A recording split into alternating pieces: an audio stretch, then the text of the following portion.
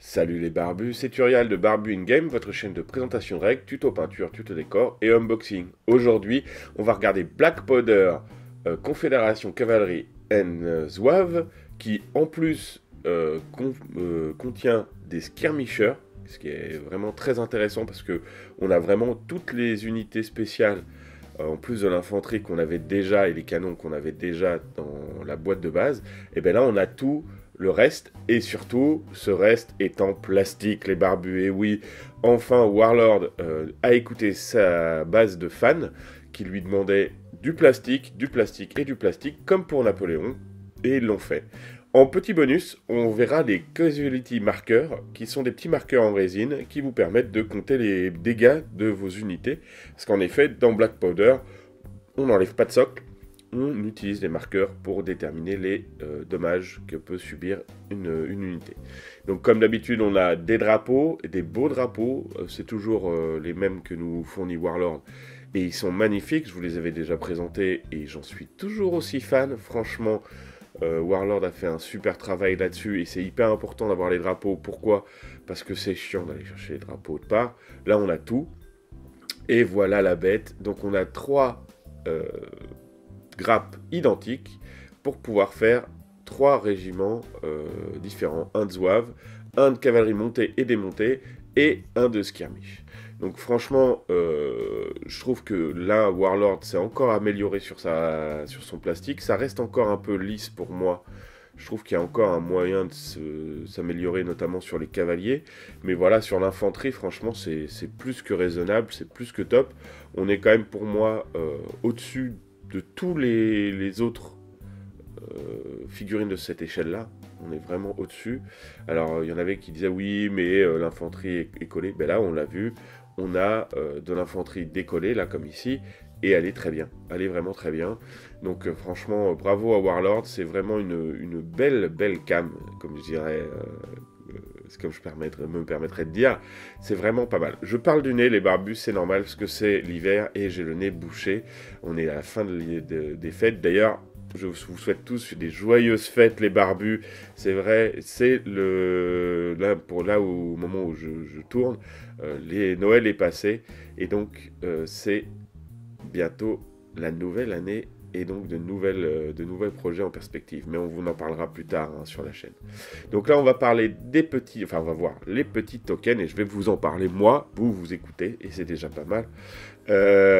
Là, donc merci à Alice qui nous a préparé ce petit colis, et on va regarder un petit peu ce que ça donne. Ce qui est intéressant, c'est qu'il y a quand même énormément de modèles, vous allez le voir, de ces petits tokens. Franchement, c'est vraiment... Moi, j'aime bien. Moi, j'aime bien ce genre de petits trucs, parce que ça rajoute énormément à l'immersion. Avoir un token 1, 2, 3, c'est chiant. D'avoir un token avec un mort, et d'avoir 1, 2, 3, c'est quand même vachement plus cool. En tout cas, moi, je trouve.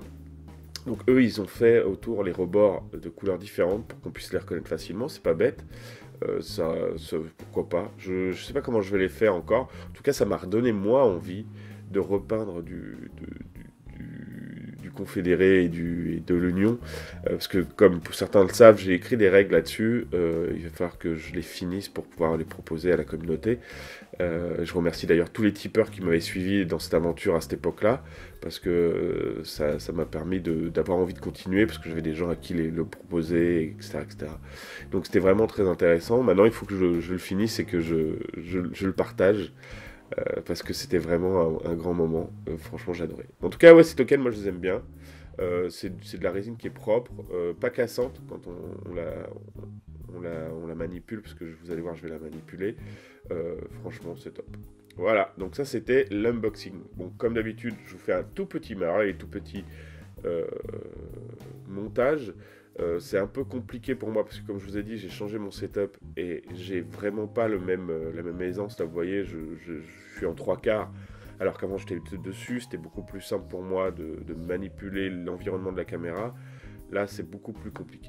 Donc là, on peut voir sur notamment les tokens. Donc il y en a 18, c'est important à dire aussi, et qu'il y en a vraiment beaucoup de différents. Donc ça, c'est vraiment pas mal. Donc là, maintenant, je vais faire un petit dégrappage, mais une seule grappe, hein, et encore, j'ai pas fait les skirmish, je crois. parce que j'ai vraiment plus le temps, et puis je suis sur un autre projet de peinture, montage, pour le Conquest notamment. Je vais y revenir hein, de toute façon la guerre de sécession, parce que comme je vous ai dit, j'ai des envies de finir mon projet, donc pour ça, il faut que je puisse tester en partie, et donc ces figurines serviront à ça. D'ailleurs, je remercie Warlord de me les avoir envoyés, hein, et Eric de Warlord Game France, qui est toujours avec nous, qui est toujours notre partenaire, et vraiment je le remercie, parce que j'ai pas un niveau de vidéo en ce moment qui est violent, notamment parce qu'ils m'ont envoyé plein de choses sur Bolt Action et sur les Italiens qu'il faut vraiment que je vous montre, parce que les figurines sont quand même assez dingues, et ils ont vraiment fait un truc super.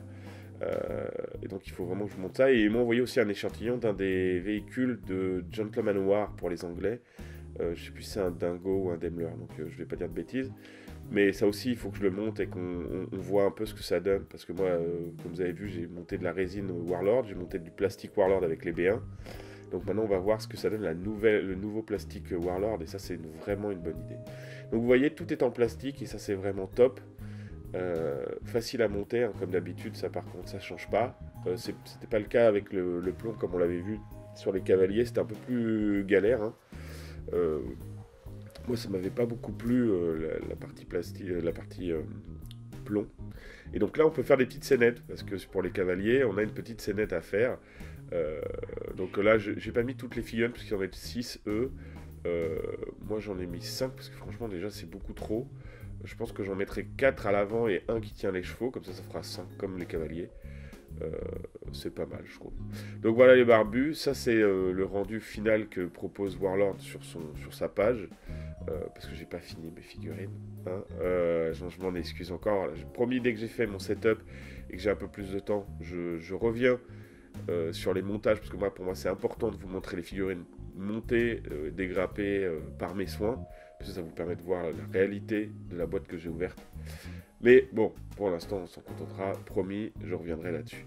Bon, voilà les barbus qui nous amènent à la fin de cette vidéo. J'espère qu'elle vous a plu. Vous connaissez la technique. Hein. Si vous aimez, vous allez liker, vous commentez, vous faites vos remarques dans les commentaires. Vous abonnez si ce n'est pas déjà fait. Et vous activez la cloche de notification pour recevoir les alertes de mes vidéos. Les barbus, je vous dis à très bientôt. De joyeuses fêtes, une bonne année. Et que le poil soit avec vous.